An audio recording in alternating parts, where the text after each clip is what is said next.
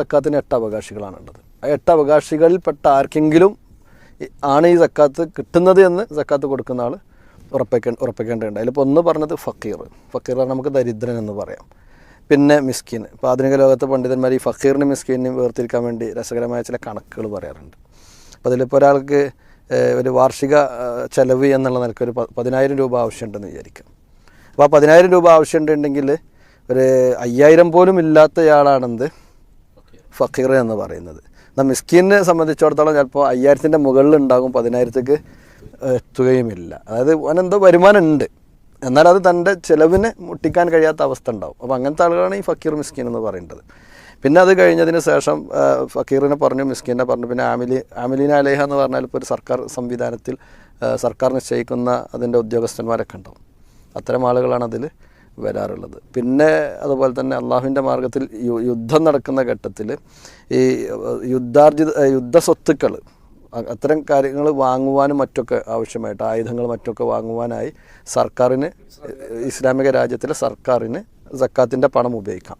ഇതുപോലെ തന്നെ പിന്നെ ഉള്ളൊരു സംഭവം എന്ന് പറഞ്ഞാൽ ഇപ്പോൾ മുഅല്ലഫത്തുൽ ഖുലൂബ് എന്നുകൊണ്ട് ഉദ്ദേശിക്കുന്നത് ഇപ്പോൾ അവർ അടിസ്ഥാനപരമായി കൊണ്ട് ഇസ്ലാമിനെ അറിഞ്ഞ് ഇസ്ലാമിലേക്ക് എത്തി നിൽക്കുന്ന ആളുകൾ. പക്ഷേ ഇസ്ലാമിക പ്രഖ്യാപനം ഉണ്ടായിക്കഴിഞ്ഞാൽ ചിലപ്പോൾ സാമ്പത്തിക ഉപരോധവും മറ്റൊക്കെ വന്ന് അവർക്ക് വലിയ പ്രയാസങ്ങൾ ഉണ്ടാകാൻ സാധ്യതയുണ്ട് എന്ന ഒരു അവസ്ഥ ഉണ്ടെന്നുണ്ടെങ്കിൽ അവരുടെ ഒരു പുനരധിവാസം എന്നുള്ള നിലക്ക് എന്താക്കാവുന്നതാണ് അത്തരം ആളുകൾക്ക് സക്കാത്തിൽ നിന്നും കൊടുത്ത് അവരെ എന്താക്കാം, ധൈര്യമായിട്ട് ഇസ്ലാമിൽ നിൽക്കാനുള്ളൊരു അവസ്ഥ ഉണ്ടാക്കി കൊടുക്കാം.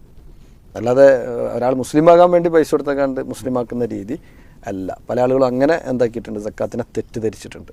പിന്നെ അതുപോലെ തന്നെ മുഅല്ലഫത്തുൽ ഖുലൂബ്, പിന്നെ അതുപോലെ തന്നെ നമ്മൾ അടിമമോചനം, ഇന്ന് ആ ഒരു സംവിധാനമില്ല.